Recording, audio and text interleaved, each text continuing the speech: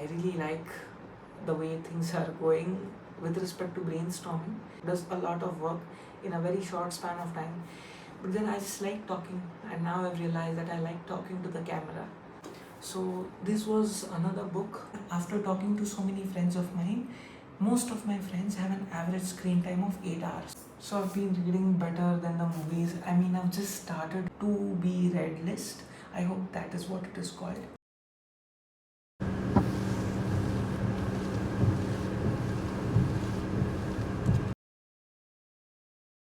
So last weekend I met my friend from college, and I met him after a really long time. So we were just catching up on different set of things, and he was telling me about college. He was telling me about his work life, his further plans. He wants to pursue higher education. We were talking about career, relationships, and a couple of things more. And there was a point in the conversation where I was telling him that how fast things have been changing in everyone's lives, right? That we've almost lost track of time, and this is where where I opened my argument. I told him the time period between 2015 to 2020, and from 2021 to 2026. So both of these time periods are different. So in the first time period, that is the former one, we did not have an actual track of time. So time was moving at a very normal pace, and back then it didn't feel like we were rushing towards something, or the world was constantly running towards certain point. But then from 2021 to 2026, it feels as if someone has just increased the pace of all the clocks in this world, and everyone is just constantly rushing. Everyone's just moving ahead with their lives. Everyone is worried about something constantly, and we are having a very less amount of time with ourselves. This was my argument, to which my friend replied that back in the day we were just younger, we were teenagers, and we didn't have a really good grasp of what time was, and we were just doing what we were told to do. Just go to school, go to your classes, attend some sports, attend some sports events, coaching institutes, or whatever it is. And we didn't really have a good understanding of time. Additionally, now that we've grown older, we we understand, or we grasp the concept of time in a very different manner. And additionally, we are worried about the future constantly, and we are just so much busy with thinking what I'm going to do, or what we are going to do in the future, how my life will be in the future. We've almost lost the track of present. And I was convinced with his explanation, and there was one more point where I told him that, I mean, my argument entered that back in the day we did not have access to mobile phones. I remember I got my first phone in the year 2017 2018, and back in the day the internet penetration in India was not as high as it is right now, or in fact not even in India, in the entire world, right? So we did not have access to phones, we did not have access to computers that much.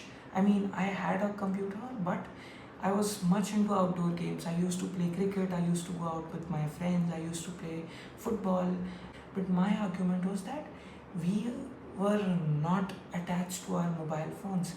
But today, in the second time period, that is 2021 to 2026, we are constantly on our phones. We are just scrolling Instagram Reels, YouTube Shorts.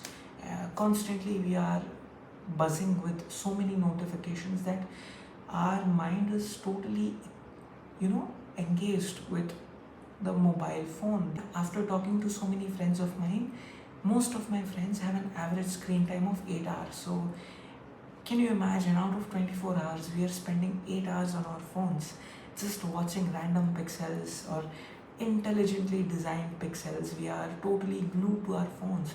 So out of 24 hours, 8 hours we are on our phones. That is 1/3 of our lives we are on our phones. And it wouldn't be an exaggeration, or it wouldn't be surprising to say that we are losing track of time. So there are so many apps online which limit the use of different set of apps on your phones. Even I have tried those apps. To some extent I have liked those apps, to some extent I have not. I don't really use any of those apps. But back to the point, I told my friend that we need to cut down our mobile usage. We don't really need that much amount of information penetration. We are not really, we are not really designed to, take up so much amount of information, data, and knowledge, which we don't really need.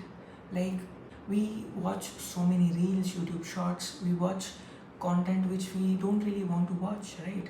Because we can't predict what the next reel is going to be. Of course, it is going to be something from our interest, but still we can't predict. And not everything that comes to our feed is something which we like. There are certain videos, certain reels which we don't like, certain shorts or videos, but still our attention is, glued to those set of reels, YouTube shorts. So I wanted to say, or I wanted to convey this message to my friend, that we need to cut our phone usage. We need to relive our old days, and that can be done by being in the present moment. So I'll just be honest. I from since Sunday, I've been carrying a book with me. So I have somehow managed to skip scrolling and read at least one page of the book. So right now I'm reading better than the movies. Yeah, it's so I've been reading better than the movies. I mean, I've just started it. I think this is a good alternative. Reading a book, reading a blog is definitely a good alternative than randomly scrolling mindlessly, doom scrolling, and having a lot of thoughts. Yeah, so this is one. I have a couple of books which I have to read, fiction, non-fiction, both. And I think I am going to put up a resolution, take up this new resolution. I know this is a very random thing, but I definitely think that this resolution is very important for me, because I really want to cut down my screen time.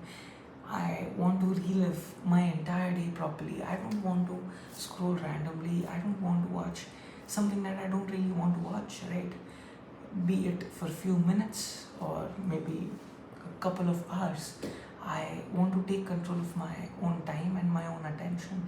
And I think reading is a good step.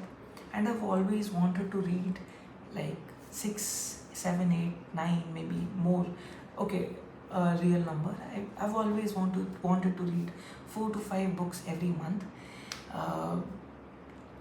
Now that I'm not preparing for civil services, or I've taken a break, I think my reading quota can be shifted to this part, that is reading fiction or non-fiction. I have a good set of books with me right now. This one was a fiction one. I have some non-fiction that I want to read. They are in my to be read list. I hope that is what it is called. Yeah, a new angle again, because that one was becoming very stagnant, and I've realized that there needs to be certain change in the videos. Even I'm learning how to record, how to talk. Now I've become a bit comfortable talking to camera. Earlier it was a bit difficult. I was taking multiple breaks while talking, but now I think I can do it in one go. Probably, yeah, I can do it in one go. So this was another book I was going to tell you about. This is by Robert Greene, The Concise Mastery. It seems like a really good book. I've read just 2 pages again. I just said that previously. I'm just starting out. But yes, I think I am going to be reading 4 to 5 books in 1 month. I know it's a very big commitment, but I've always wanted to do that. It just feels so good. I have followed so many people online who are creators, who are fond of reading books, and they always do a monthly book review.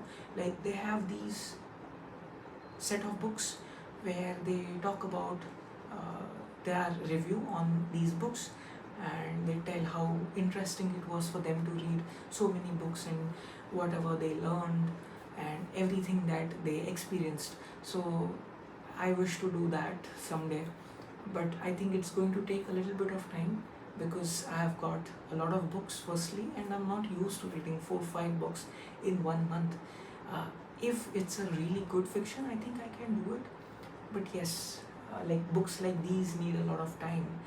But let's see how it goes. I'm really excited. Coming back to the point, when I was talking to my friend, he suggested me this really good app. I installed it just before starting this video. It is called Substack, and I've not explored it yet, but it is about, very intelligent blogs. Intelligent people come together online. They post a lot of intelligent stuff, many blogs. It's about a lot of things: entertainment, philosophy, self improvement, then movies, and a lot of things. I personally liked the philosophy section because that is what I got introduced to through my friend, and I think there's a good amount of, what do you say, self improvement stuff as well. But I don't want to be bombarded with a lot of self improvement pills. I would just say I want to somehow replace scrolling, and I think the best thing still is reading books. I used to read a lot previously. Of course, it was because of civil services, and I really don't want to break the habit. Yesterday, I was talking to my mom, and this is the exact thing I was worried about, and I told it to her, saying that over the past 2 to 3 years, I've read a lot of content, I've read a lot of books, I've understood a lot of concepts, and honestly, I want to keep this habit of reading constantly. I want to sustain this habit. uh, I don't want to break it off, right? So somehow I have to keep reading, and I just want to, get into that system where things are just automated, where I can't be not, I mean, I cannot not have a book. I mean, a system where I'm always carrying a book and I'm always reading. So yeah, that's the point. Just replace mindless doom scrolling with actual conscious reading. I hope that makes sense. I hope conscious reading is a word. There's one more thing I wanted to say, and that is, right now it's really late. It's really late. It's past midnight. So the thing is that every time I have certain kind of idea, it's always it always comes in my head past midnight. Like I try to brainstorm a lot of ideas during the daytime, during the afternoon, during the evenings, but it doesn't just happen. Even if I come up with certain idea, I don't have that motivation to do it during the daytime. But the moment it is past midnight, I just enjoy doing what I want to do. I just love to brainstorm, to think, to act. I don't know what it is, and it is something which I've been noticing since a really long time, probably since I was 17 or 18. And I think I did try to change this habit, but I think I'm good with it. I really like the way things are going with respect to brainstorming and trying out something new like this, because I never planned this video. I never thought about it, especially, I am going to record this, I'm going to talk about this. It just came out of nowhere, and now I'm here recording. I want to buy a mic so that my voice is a bit clear. But again, I want to cut short. I don't want to extend the video because I've noticed 5 6 minute videos are really helpful. It just does, does a lot of work in a very short span of time. But then I just like talking, and now I've realized that I like talking to the camera. Apart from talking to people, I am enjoying talking to the camera. So I'm going to do this. Let's just not worry about how long it takes. The only thing that I have to worry is that editing takes a lot of time, especially when the videos are more than 8 minutes long, and I think this is going easily more than 15 minutes. So yes, the only thing, if I have to summarize all of it, I would say start just start reading and don't do mindless scrolling because it's not good. Thank you.